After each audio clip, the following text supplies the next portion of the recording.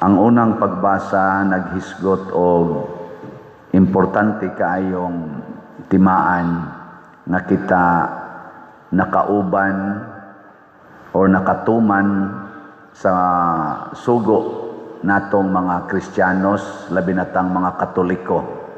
Ug unsa man ang sugua nga mahimong usa ka panon or usa ka balay ang katawhan sa kalibutan ubos sa usa ka magbalantay. Ngunang gisgutan diri nga uban sa tanang magtutuo kamo usab nga nahiusa kaniya gihimong usa ka balay diin nagpuyo ang Dios pinaagi sa iyang espiritu. Gilinga imong tupad ingna nagkahiusa mo sa inyo. Nakono. Nagkahiusa? Why nagsigi yaw-yaw?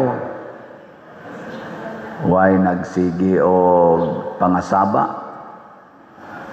Wala. Kumusta man ang ato dinhing parokya, nagkahiusa ta? Giyon sa man paghiusa nato. Kay ba nagir mo daan naatay gitawag og common ground ang pagpalit og slot. Dili lang palit og slot karon sad kay padung ng atong tawgog adlaws minatay, adlaws mga santos ug adlaws mga kalag, November 1 ug November 2, pasug-i na sad ng mga nitso ninyo kana mga lubong. Tag 400 pesos ra na siya katong wa pa makapalit og para suga pasug-i kay nakighiusa ta ana ngadto sad sa atong mga nag-una nato. Wa man to sila mga matay gyud spiritually. Kaya nga atong kalag mo padayon man na usa sa atong pagpakighiusa nila panahon aning gitawag nato hiniusang buhat sa pagampo para sa mga kalag nga nangamatay sa kalag sa mga nangamatay kaning November 1 ug November 2 nya usa sa atong mga practices kanang pagpasuga og kining pagpamisa available na sad ang atong mga pamisa. Hibaw ko tibuok rong Pilipinas na agyod na sa tanang simbahan pasuga, sementeryo og pamisa. Support niya na nganuman anha ta diha magkahiusa. Mga igsuon, kumusta man ang atong munisipyo? Nagkahiusa ang atong lungsod? Muragwa na mamumutigong. Nagkahiusa wa? Kumusta man ang simbahan o ang LGU nato? Nagkahiusa wa? Purting hiusaha. Grabe kayo karon. Nag-meeting mi dito sa sementeryo kagabi. Di-meeting nako ang diha ang taga-barangay, ang barangay kapitan nato dito, o yung mga kagawad niya ang iya sang ato sa mga vendors dito sa sementeryo o ang atong mga workers dinhi nga alagad sa sementeryo, youth o mga tiwasunon dito, nusapkong dito sad. Nindot kayo ang among pag-discuss na atong hapsayon, nindoto nato ang purma sa atong kaniniang pagsaulog.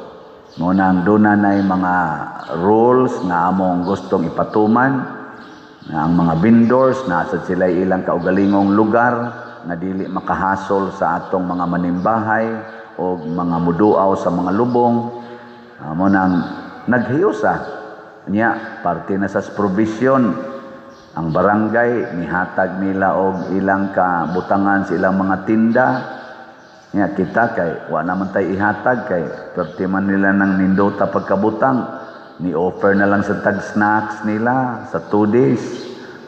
Usa ka snack sa buntag, usa ka snack sa hapon. Nag-ilog nagpalista dito. Ang di malista why snacks. Nana. Ato lang sang tinampuhay ba? Kay magsige lang tag-ingon nga buhatan ni pero wa sa kay gibuhat para niya dili ta magkahiusa. Muna ang mga apostoles, wala to sila nanugo, sunda ang Ginoo, sunda ang Ginoo. Magpuyo mong way sala, magpuyo mong mahigugmaon, magpuyo mong mapasayloon. Dili na mo ilang gisangyaw, gipuy-an nila ang ilang gisangyaw. Kumusta man ang ato karong administrasyon sa Pilipinas? Unsa man, nakahiusa nato o nakabungkag nato? Kamo na lay kuan. Kan nganong nakabungkag man, porti man kataga na to karon, wa man magkahiusa ang mga partidos, ang mga politicians, siging hisgot anang korupsyon, pero why naigo nga mga dagkong politicians nga labi na gyud ang naa sa present nga pangatungdanan. Kay kana manggong korupsyon mga igsoon, bisag kamo nasayod mo ani, di gid na siya kalihok basta wa ka sa poder. Nakasabot mo anang poder? O wa ka sa authority, wa ka maglingkod sa usa ka position of authority, di jud ka kapangurakot. Kay bisan pag mo sa aksyon kag pangurakot, moagi man gyud ka adtong naas poder, kay mao man toy mo check and balance kuno. Imo gitong lawgan. Muna sa hearing atong niaging adlaw ba to, gahapon ba to, naaro social media, gihisgutan na sa dito kanang word nga taba ba to o pataba. Word ba sa Tagalog ba? Taba or pataba. Nga bang padangog na sa ato din or patambok. Imagine sa budget, pag-release o pag-approve sa budget sa DPWH, mo spend sila og around 1 trillion para pataba. That is on the record. Matod pa ni ako lang ikot si Senador Marcolita ning comment sa tong ubang senador. On the record na naalam to yung mga level pero totalon siya, mo total siya og 1 trillion pataba lang na. Unsa man ang pataba? Para padangog sa mga mo-approve, the approving authorities. Gikan sa Congress, ngaris ubang mga levels, ngadtos executives. Padangog.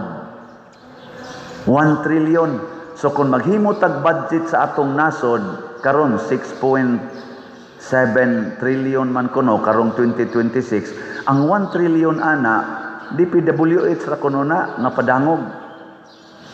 Kung gamito na natong 1 trillion para sa mga proyekto o kalambuan sa atong nasod, labi na gyud mo address sa panginahanglan sa mga kabos, imagine ninyo unsay mahimo anang 1 trillion. Kasabot ba mo kung saan ang 1 trillion? Sige, aron lang mo makapicture. Ang 1,000, pila ka piso? 1,000. So, muna na tulo ka zero. 1 piso, punan mo tulo ka zero, mahimong 1,000. Ang 1 million, 1,000 ka 1,000. Sa to pa, ang 1,000 na tulo ka zero, punan mo og laing tulo ka zero. Ang 1 billion, 1,000 ka 1 million. So katong unom ka zero, imo na sa tong punan og laing tulo ka zero. Billion na 9 zeros. Ang 1 trillion, 1,000 ka billion. Imagine 1,000 ka billion. Pila man katao ang Pilipinas? Naarata sa mga 100, atol ninyong i-maximize, das mga bata, mga 120 kunuta, million, sa ito pa, unong ka zero. Ang kadto palang daang 1 billion, makahatag na to og dako kayong tabang, niining 120 million. Ang 1 billion lang, samot na yung 1 trillion. Imagine i-divide ang 1 trillion sa 120 million, tagpila ang madawat sa kada Pilipino. Unya i-minus na lang ng 10% kay 10% raman kunoy dato gyud sa Pilipinas, 10 or 5%. Ibutang ta lang 10%. Oh, kuwaag 12. So naa na siya sa mga 100. Buka mao kaya na 120. 108 na lang. 108 million ka mga kabos. Oh, sige, ang 1 trillion i-divide by 110 lang. Aton lang ng ibutag 110. Oh, 110 million. Tagpila man ang kada unta kabos nga Pilipino. Sa pataba lang na, ha? Pataba lang na. Wa pa nay labot sa ubang mga budgets. Mga igsoon, mo nang atong pangandoy og tinuod man ning ilang gisulti kay mismo ang mga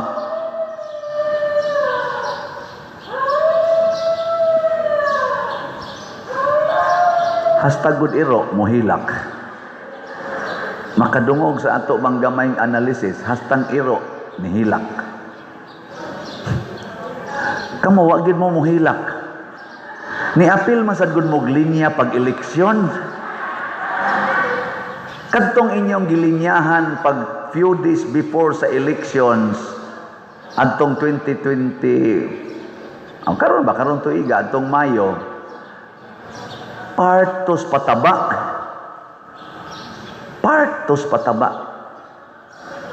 tong inyong gilinyahan. Muna sa sunod eleksyon ato na nang kuhaon ang pataba. Ayaw na siya dawata. Bahala nagmukaga ta basta wa lang ng pataba. Kay gasugnod ra gid na sa kayawanon aning mga pipila nga naglingkod na kusog kay mangawat anang kwarta sa nasod. Ayaw mo tuo anang gaba. Kanang gaba dili na tinuod. Ang tinuod mao kini, dunagyoy silot ang sala. Dunagyoy silot ang sala. Kung gaba man ang atong ginahuna nga kanang igbuhat nimog dautan, di malason ang imong kinabuhi dinhis kalibutan, dili na siya mahitabo. Pero dunagyoy silot ang sala. Mao ginay timan-i. Og ang pinaka silot sa sala mao gid ang impyerno. Muna ang mga apostolis nangamatay sila na puwaning atong sulob. Nganong nangamatay man sila kay ang sala ni sukol gyud nila. Nagsangyaw sila sa maayong balita sa kahiusa, maayong balita sa pagpasayloay, maayong balita sa hustisya o kaangayan, maayong balita sa pagkamatinuoron, kamatuuran, maayong balita sa transparency and accountability. Nasuko ang kalibutan. Kung atong tan-awon karon sa ato karong mga nagda sa atong gobyerno, daghan nila wa mag-practice anang transparency and accountability. Isig lang sila dinatugay. Gahapon sa District 7 na apil ta dinhi ngadto padong sa Sugod ngadto sa kanaganing Kamotis nga atong District 7 sa atong Archdiocese. Nakigdialog mi sa atong bag-ong Archbishop whole day dito sa Carmen. Ang usag yun sa gi-highlight ni Archbishop Abit Oy o I hope ato ning amo ning makabot kami mga pari, kuyog ninyo mga parishioners. Ingon siya, please be transparent to your parishioners. Ang tanang kwartang mosulod, resibui. Ang tanang kwartang mogawas, butanging butser. Unya, himui og accounting record. Kay maura gid nay atong panagang kung naay moakusar nato nga atong giwaldas ang kolekta sa parokya. Mao nang iyang gi-announce pod, wa pa man ni mahitabo maghimo nagyog Archdiocesan Finance Council. Kay naa magina mandated man na sa atong Code of Canon Law. Iya nang so far wala pa man gina ma-implement sa atong Archdiocese. Iya na nang i-implement. Iyampo nato ang maayong pag-implement niya na. Nya naa sad na sa Code of Canon Law nga naa gyoy Parish Finance Council. Kay mao ni sila mag-handle anang transparency sa atong gitawag og temporal goods. Thanks be to God, kita dinhi doon na natay Parish Finance Council. Nag-report sad ko ninyo sa atong financial status every month na asad tay complete accounting record sa tanang ni sulod nga kwarta ug ni gawas nga kwarta. Dili kinahanglan i-announce gid nato ang detalye, pero ang nindot ready ang atong record. Nya ningon sad si Archbishop Abit Oy atong iampo ni nga sugod karon open book ang atong ekonomos. Ako na nang ipa-audit nya himuon akong available ang record, financial record sa atong ekonomos. Kanang ekonomos, economic office mo na gada sa atong ga-control sa atong financial activities and records. Ingon siya, pangadto mo, di na nato i-publish. Pangadto mo, o gusto mo, interesado mo. Ako lang nang ingnon na available. Mo sa ning ato din available sa ang atong record. O gusto gi mo mutanaw, adto mo ngadto. Pero unsa man say kapuslanan nga mutanaw mo, wa man gyud mo mopalit og slot. Unsa man say kapuslanan mutanaw mo, wa man gani mo donate aning ato din hindi pagpadonate. Hilas ra sad kay ka. Og niabot ang gitawag og unsaon man pagpakita nato nga nagsuportahay ta isip mga pari. Usas gipresentar dito nga kaning punto na abitay ko an bishop kaming mga kay daghan maron ubay-ubay ro mga pari nga namatya ginikanan ato la sang iyang puno nga wa na unta mosunod dayon, pero mamatay man ginama ginikanan. Ako horot naman akong ginikanan kamatay. Ang akong papa seminarista pa ko namatay na, ang akong mama pari nako pagkamatay. Sa may unta bishop ug naa sa doon tatay kana bang gesture of helping sa atong kapwa pari nga namatyan og ginikanan. Bisag kana na lang ginikanan. Abi ninyo kung sa giingong Archbishop Abit, ingon ana siya ka humble and transparent. Ingon din siya, sige, nindot na. Sultihan ta mo no? Sa ako rong almost 1 month na paglingkod diri sa Archdiocese. Sa sige na kong misa, dagko kay mong ipanghatag sa obispo. Di gid nako mahurot. Wa sa ko magkinahanglan daghan. Mao na ako na rong gitigom, ako nang gipundo, na igahandol ana adto kwaon ang akong panginahanglan, gamay ra man sa panginahanglan. Kung naay mamatay nga ginikanan sa pare, may rantag dili sa kuno dayon mahitabo. Og naa kuno'y mamatay, ang una niyang kuhaan og tabang ang iyang mga stipends nga nadawat. Moto nga pag-ingon niya nga iyang itabang, niingon sa ding ubang pare, Bishop, mas mayo sa ato na lang ginang himuong sistema nga ang tanang pare mutabang yun. Giunhan sa obispo. Niuna siya. Kanindot. Kami tanan inspired ni. Inspired ming tanan. Ingon din siya, sige, magkuan sa niya ta, mag-standard living allowance, aron patas tang tanan. Apil na sa ko obispo. O kana, nindot na, isaharon. Kay diha man sa ni presentar nga, kana ganing mga assistant parish priest ba, nga mura ra gyud kuno sila maid sa parish priest. Nga ang tanang kwarta to as parish priest niya sila, piksan lang. Mura ra gyud sila maid. Nga pari masadunta sila. Ingos bishop, para tablat ang tanan. Standard living allowance. Iampo gyapon na nato mga igsoon. Pero din hinon sa atong parokya, kaming duha, ako lang ning i-announce ninyo, kaming duha ni Father, o sa katong akong previous nga mga assistants, nag-standard living allowance gid me. Di mo to.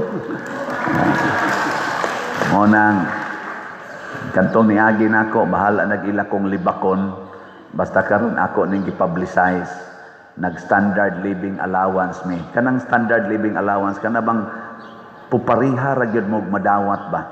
Almost equal ang inyong madawat.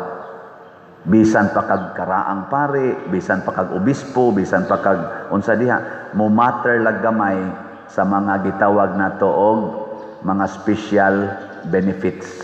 Sama dugay na ka nga pare or naa kay posisyon gihandolan, pero naagi gitawag og common denominator nga parihaming tanan.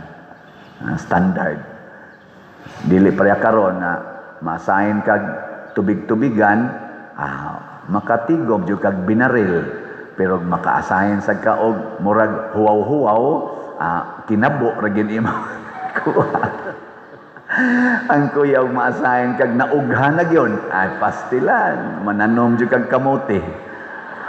Pero og mas standard nami, abisag asa pa kaibutang, kay og gamay ang imong kita mo sa imong parokya, mao ra man sa to imong itampos diocese. Anya amo mangambitan ang tanang mga benepisyos tibuok archdiocese pagkanindot. Mao ni ang modelo sa mga apostoles nga mahimo natang usa ka balay ang sentro mao si Kristo, the cornerstone, ug ang kinabuhi ni Kristo sawa natong tanan, dili ta mag-iyahay. Ug applicable kay ni siya sa government style of governance. Tanawa ng mga nasod nga mga kuan kaayo, kanang dato kaayo, tanawa silang tanan nagtinabangay as a nation. Look at Japan, South Korea, bisag North Korea, China, tanawa nganong ning sikat man ni sila, tinabangay gyud. Dili perfect ha, pero makita gini mong tinabangay. Kita dinhi unsa man kinaurasay, sigig yung dinautay. Ang atong administrasyon kani, mamasangil sa laing administrasyon. Ang laing administrasyon, mamasangil. Siging pasangil, siging tutod. Mura jud ka ng atong, dili, atong inyong mga anak. Ngano man siya ay. Ako sa mga staff din, mao yapon. Kani atong staff ba? Ini ganito, nganong naingon ani man, sikuan. Nganong naaman ni garos ang atong sakyanan? Sikuan man to, sikuan. Di gyud ako anak pader, pero naa say pipila nato nga kusog kay mo angkon. Muna, praise the Lord. Lingi ay mong tupad. Yung na angkono ni mong slot. Eng na pilay angkono ni mong slot karon. Eng na. So mo na ni ang atong report sa slot, ato di kita ni kalimtan ang atong grace or God's reward and complete elation. Salamat ninyong nakighiusa nato. Niabot ng atong halin og 78,126 ka slots, naapay 621,874 ka slots nga available, tag 100 pesos per slot. Doon na ni 70 slot challenge nga tag 7,000 per challenge. 244 na ang atong nadawat. Ang ato sad nga PPSC or Protection and Prosperity of Santiago de Compostela, mao ni ang ato din hirong gigamit para sa atong mga proyekto. 46,098 ka slots na ang atong halin, naapay 53,902 ka slots nga available nga tag 100 pesos per slot. Doon na sa ni 162 slot challenge nga tag 16,200, 104 na sad ka 162 slot challenge atong nadawat. Nya sa katong atong DPR para sa atong earthquake victims, niabot nag 14,444 ang atong nadawat ka slots tag 100 pesos. Nya nakuhaan naman tog 8,773 na nataroy available nga 5,670 ka slots para atong i-distribute or equivalent of 567,000.